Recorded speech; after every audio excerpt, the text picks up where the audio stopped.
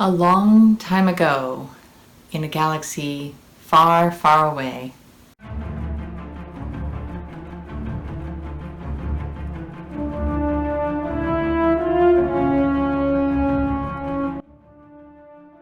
the year was 1992, and my parents had decided to move to Phoenix, Arizona.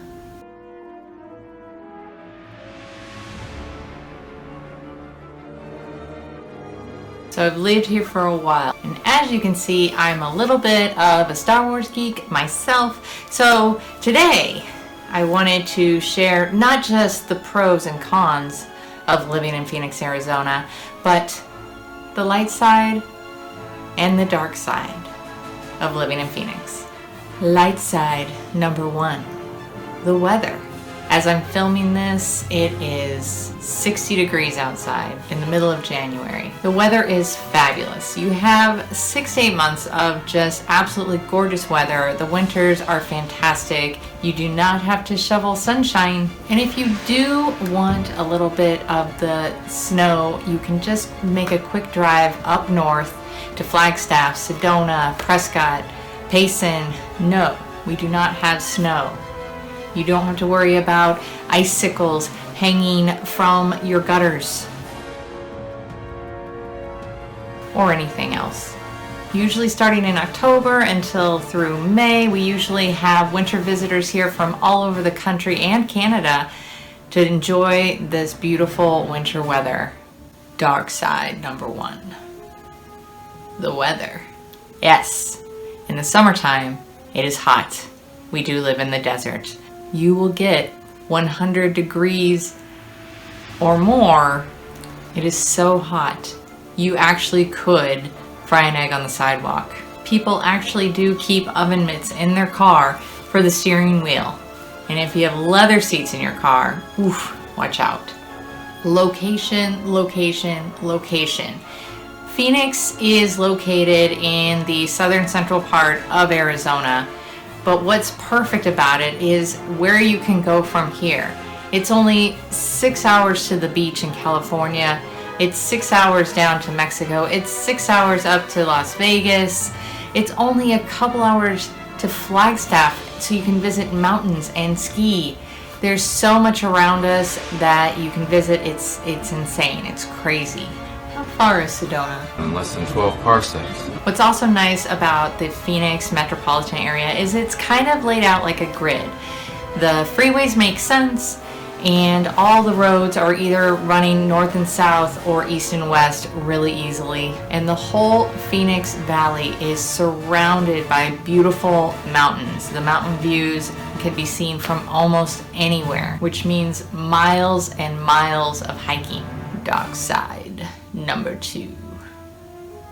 Everything's really spread out here. You know, I was talking about that grid and the freeway. Well, see, we need that because everything is really spread out. So if you're going from southeast Queen Creek to northwest Surprise, it's going to take you an hour or more to get there. If you're living in central Phoenix, in that area, the public transit's pretty useful there. And it's public transit just like anywhere else. We do have like a light rail system, but you gotta watch out sometimes. Crazy characters.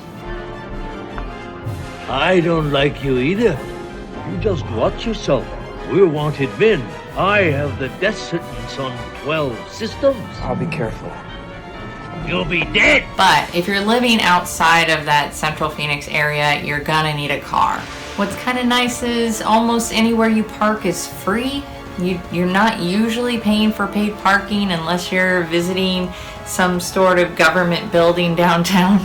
And it's very important when you are deciding to move here, know where you'll be working so you can figure out how far your commute is. It's really hard to tell when you first come here.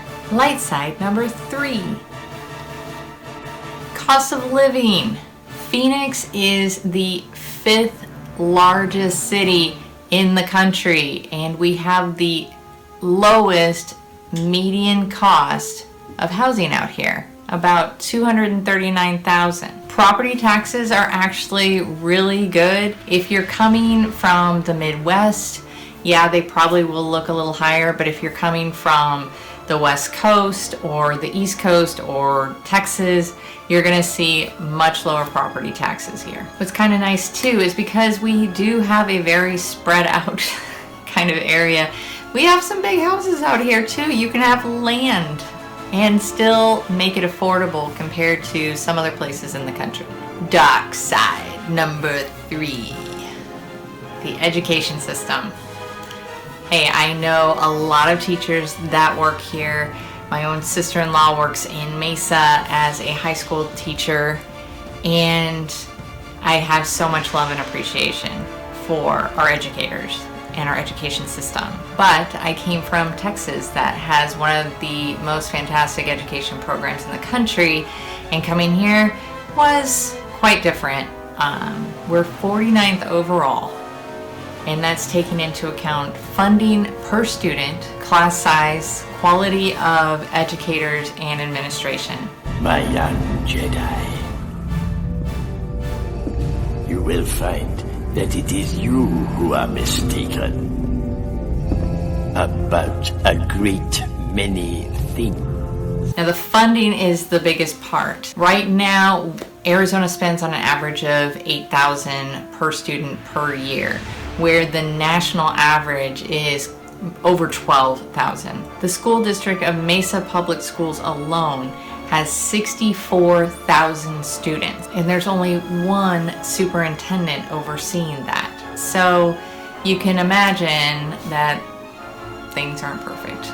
And I love my sister-in-law, and I know she's a fantastic, fantastic teacher, but not all teachers are as amazing as her. But take heart that the Phoenix area has all sorts of A-rated private and charter schools available as well. Light side number 4. Activities. There is so much to do in Phoenix. Like, just, it's mind-boggling. I've never seen anything like this.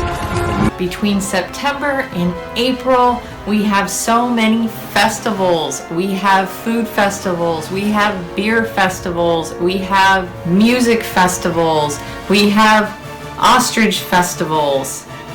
With all those mountains, there are miles and miles and miles of different hiking trails for every single difficulty level. We have zoos, we have wildlife parks, we have the Desert Botanical Garden, and dining. Oh my gosh, the food. There's so much good food here. We are a major metropolitan area, so we do have all of the fine dining, especially as you go up into Scottsdale or some of the downtown areas. But there's just such a mix of cultures and foods here. And again, because we are a bigger city, we tend to get some of the newer trendy foods in here too. There's so many theaters. There's shopping galore. If you love shopping, there's so much shopping. You can buy so much stuff here. Buy stuff. If you love sports, we have every major sport available for you, from football, baseball, basketball. Dark side number 4. The bugs and the wildlife.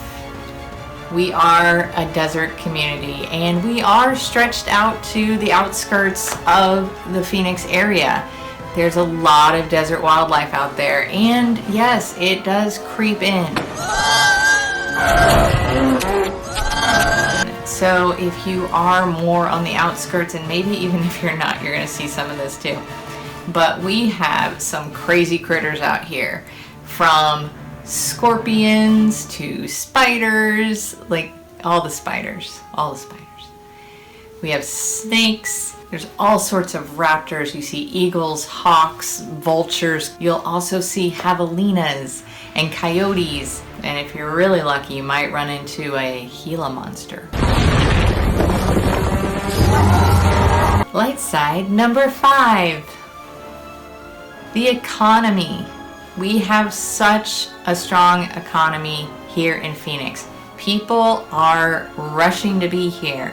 We are still creating jobs. Phoenix metro area, which is about 5 million people generated $265 billion in 2018 in economic output. That basically outranked 158 other countries. Job market has increased over 3% in the past year, and it's estimated to go up over 48% in the next 10 years. Just to give you kind of an idea of recent growth, we have the Apple, yes, that Apple, Global Command Center in Mesa, Arizona, as well as companies like Cessna, Bridgestone, and ASU Polytechnic. Amazon has huge fulfillment centers and delivery systems here, and they're just building a new one in Surprise. It's going to be 38 acres. Also on the west side, Luke Air Force Base has announced that they are getting, by 2026, 144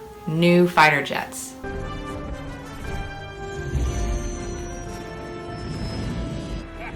That means jobs for 2,200 service members who are going to be moving here with about 4,700 of their family members, which means more manufacturing, engineering, and construction jobs. Dark side number 5. The dark side here is Phoenix is a city. So if you are coming from someplace like small town Nebraska, it's going to be a little bit different of an environment. We are the 5th largest city in the country. You are going to see higher levels of homelessness, higher levels of traffic, higher levels of crime. That's just the trade-out of living in a large metropolitan area. And you know, the light side of that is it's such a clean city overall compared to some of the major cities I've been to. It was one of the things that really attracted my family when they decided to move here, was coming from Dallas back in 1992.